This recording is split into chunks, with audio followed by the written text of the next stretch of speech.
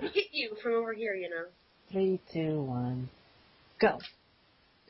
Hello, everyone. This is Omega and Amanda Hagen, and we are talking about the Butch Jamie review. Now, honey, would you please explain to them the epic saga of us trying to do a commentary for this? Oh, well, we tried it. It was what, I guess April, right? And we did commentaries for The Taint and for Trailhunter, and actually we did Butch Jamie first, and it was like really good and really funny. We were so awesome. And then I realized that after we had recorded it, that Audition hadn't actually recorded it. Yeah. So we're just discussing amongst ourselves for like a half hour. And we promised ourselves we'd redo it before I left, but we didn't have time, so what we're doing it now, I'm over in Northern Ireland and she's in Maryland, and cause I managed to get my Skype recorder working. Admittedly, I've got terrible audio stuff, so it sounds crap, but it's better than having to wait for months and months until I'm next over in Maryland, I suppose. This is true. So, greetings from my living room. And my bedroom. And hello, there's me in a dog collar. Oh, yeah, I didn't know that you pressed start already. I know that you started the recording. Hold on, I have to catch up. Oh, okay. Well, I am about 1 minute 30 seconds in. Okay. So, or 1 minute 27, 28, 29, 30. So we're roughly in the same place. Well, I think we have a tendency not to really talk about what's on screen. So does it matter that much? Yes, because I wanted to point out the fact that it was about 9 million degrees while we filmed this. Because this was before I overdubbed, and so when my audio actually mattered. So we had to turn off the air conditioner, we turned off the refrigerator, we turned off anything that would make a mechanical hum, and so it was about a squillion degrees. You can see it, well, you can't see it on you, but you can see it on me. I am nearly wrecked. Well, you weren't feeling that well either, because that was like the last few days you were in the country. Yeah, I'd been in America for about a month, and I don't know if it was sickness or just being really tired or being in the country long enough that, the preservatives that you got in the food over there, which is different from what I'm used to, is sort of beginning to have an effect or what, but I was really, really shitty for the last few days. I think it might have been the heat, quite honestly, because you were down in Florida for like 3 weeks, and then you were up in Baltimore for the heat wave when it was like 100 and so degrees. So you're just not used to heat. So it might have been prolonged heat stroke. It's possible. Could be. And Avatar Decent Humor was just off screen feeding us lines, and she was sweating, and she was in a lot less clothing than either of us. This is true.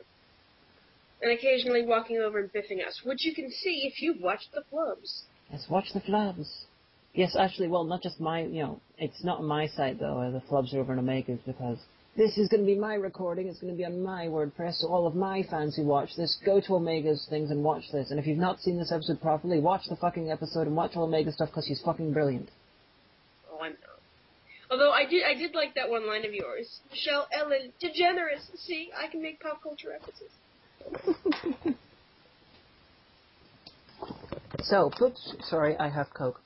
Butch Jamie. This film, I watched it back to back with this gay guy romantic comedy called Bear City. Bear City was okay. Butch Jamie was much better.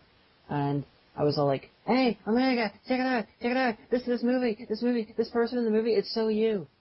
It's like they make a movie about you. And you're like, oh, I don't believe you. And then you watched it and you were like, holy shit, it is me. That's very true. You were like, this is like watching a movie with you in it. I'm like, liar. It's only $9 on Amazon. Okay. And yeah, I do have to agree. From like the '90s Hot Topic, rubber studded bracelet that she had, to Yingling, to I used to have short, spiky blonde hair way back in the day, but my boobs are bigger, and she's thinner than me. So this was, really weird. I was watching a film starring you, and now we're reviewing it. If only the film also starred me, somehow. Well, I'm the cat. How's that? Okay. You can be the cat if you're really, really, really good. Jamie looks less like a drag queen when in femme mode, with their own hair. I don't think she looks like a drag queen at all. I think in the wig she looks like a drag queen. Not a very good one, but still a drag queen.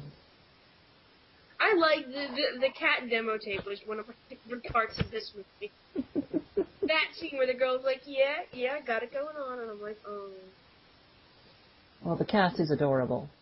And even though I haven't managed to work it into a film review, sometime I want to put in the clip from this where Jamie is like yelling at the cat, and the cat's like looking at her like, what the fuck are you talking about? It's one of the best looks in cat history. It's a complete what the fuck face. Speaking of which, my cat has just jumped up on me and he's purring. So if you hear a background noise, it's not Hagen's audio. It's probably my cat. No, it'll be my audio as well.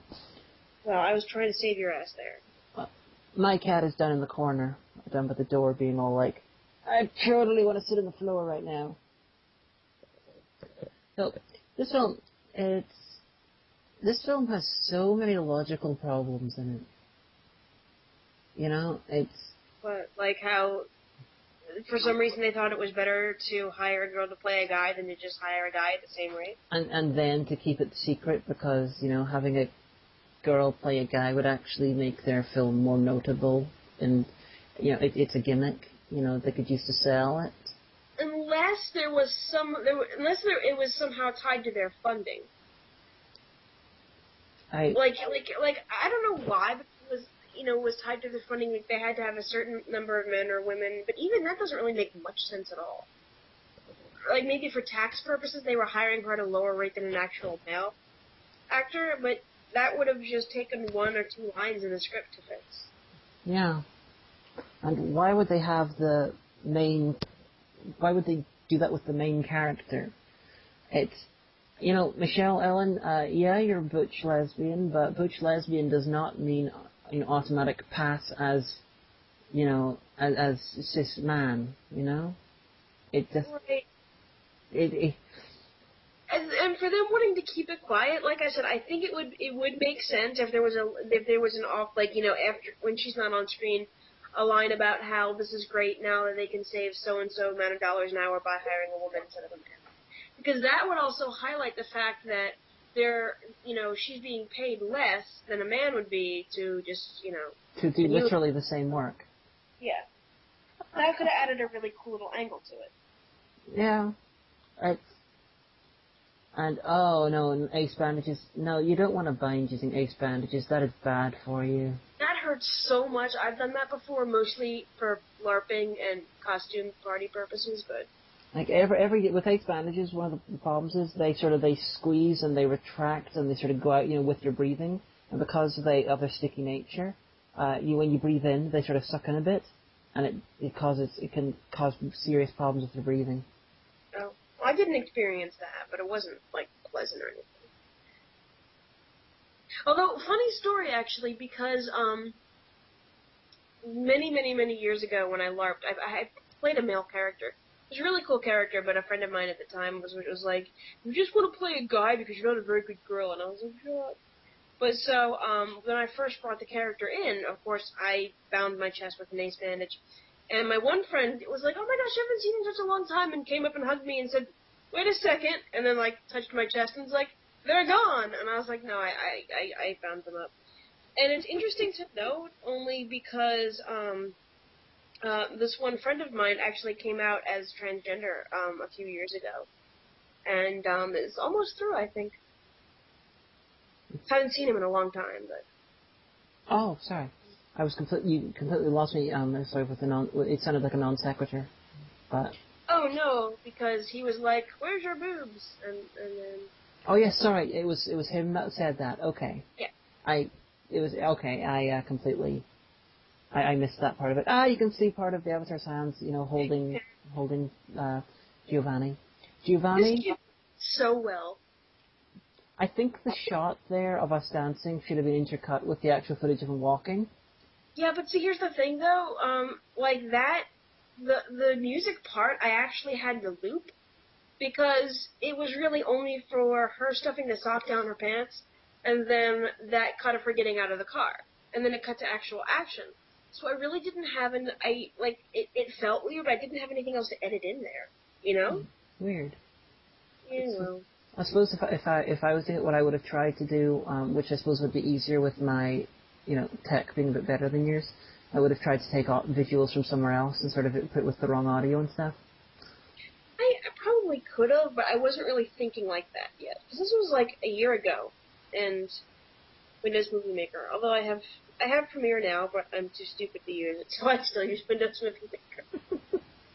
You got to learn to use Premiere. I would help you out with it, but I've never done anything on Premiere, so I would be just as leading the blind as you are. Well, I'm slowly learning how to use Adobe. I'm doing pretty well on Illustrator, and Audition's really easy to use.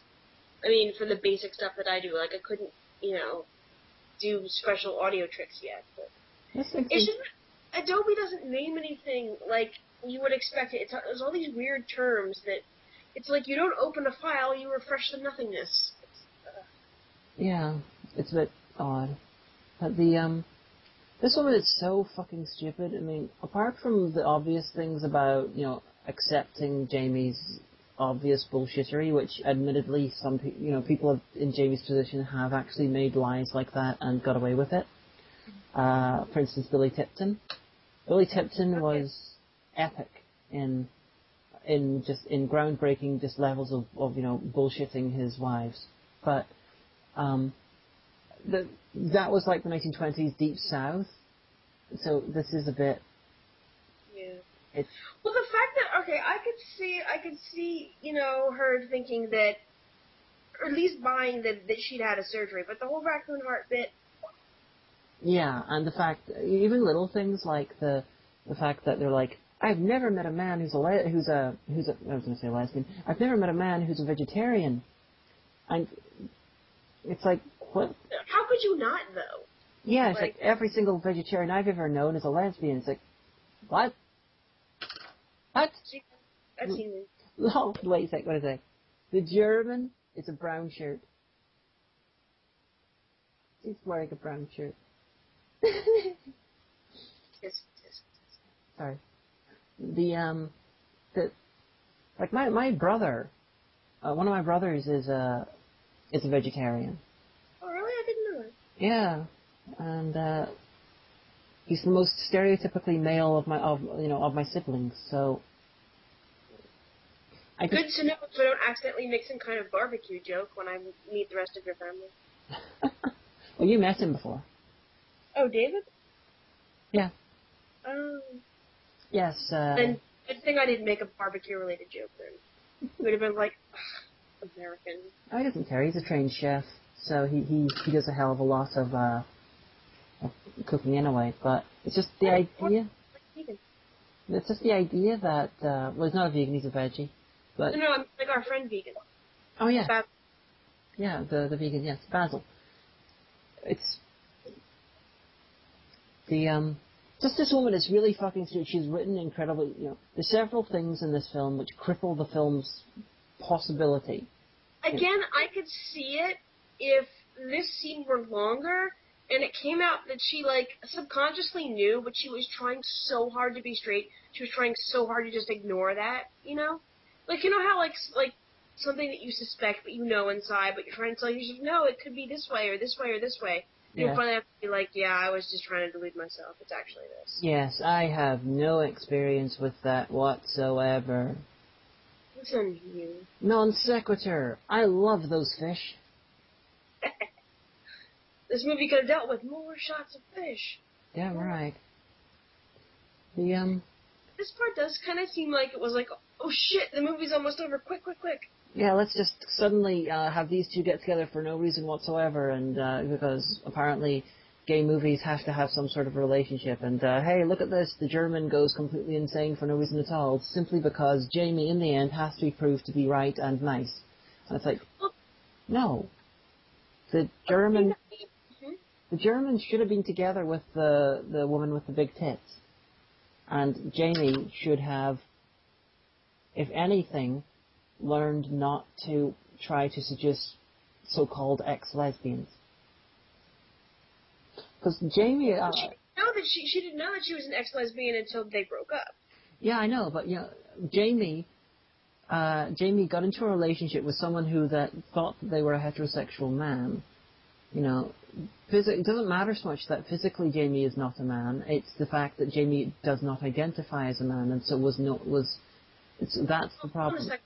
Because nobody got this phone joke, and it annoyed me, because it was a reference to this really old Monty Python sketch. So it's not in there for no reason. I was referencing something. I'm just that cool. That's my point, is Jamie acts consistently like a dickhead through the entire thing and ends up getting the love interest, who is in classic sexist style in movies, although it's amusing because it's, you know, a same-sex relationship. She is only there, literally, to be an extension of other characters. She's not there as her own person. She's there so Jamie can react to her. And the German's there so that Jamie can react to her reacting off to her. I never thought of that. It's reacting to someone's deception. Well, it almost kind of... Okay, well, no, they do get the point, because me and my friend Sam, we have this idea that in straight films, the trope is, even though we've only stood in line at the bank together for 5 minutes, already I have some straight feelings for you. Where in gay movies, there's at least a montage showing several different afternoons of hilarity. Well, people don't do that. Hey! Oh, I didn't know she was going to do that. Complete ad-lib. All of a sudden, she just grabs me, and I'm like, well, what? I have no idea what's going on through the mask. Oh, no. Well, your hat went behind me, and it's like... it was like an unexpected kind of take, but it's a good thing that I had the mask on, because I probably was blushing quite furiously. Oh, that's just one of my things. I like to ad-lib in ways that sometimes, if done under, if I were not being recorded and it was not an ad-lib, you know, if it was, so I suppose I've done things that people could possibly, you know, what I did there, just, you know, by ad-libbing, grabbing you and kissing you in the middle of the take. If we weren't filming something, I suppose, and if you wanted to, you could have pressed charges against me. You know, that's not the only time that I've done that in the middle of a review.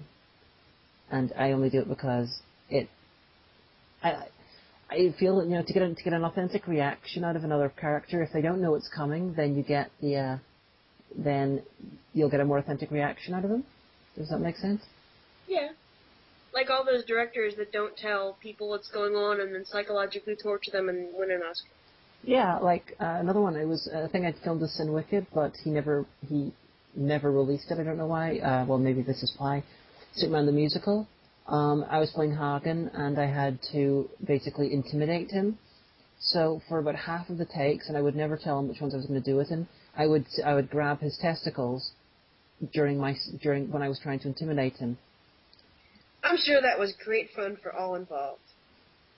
Well, Sin got what I was, you know, attempting to do, you know, make his terror more palpable. Yeah, I know, but that's got to be like awkward. You're like, so do you want to go out and get some food now? No, I just want to sit here for a while. Curl up and die. Yeah. Oh. I didn't know what to do. You just kind of were like, nah, and I was like, what are you? Okay, this is going to be the one take that we do of this. Well, I was on the verge of breaking down. Not emotionally, although it helped the performance probably, physically. You remember I was, you know, sick and exhausted and everything? Also, I used Mumford & Sons' The Cave for the ending credits because that's the song that I always think of you. Oh. And guys, this is not going to be the last crossover we do. We have an idea for the next one. I'm totally going to watch that tonight, honey. Just let me, I'll watch that tonight. Or maybe tomorrow. See you guys later on.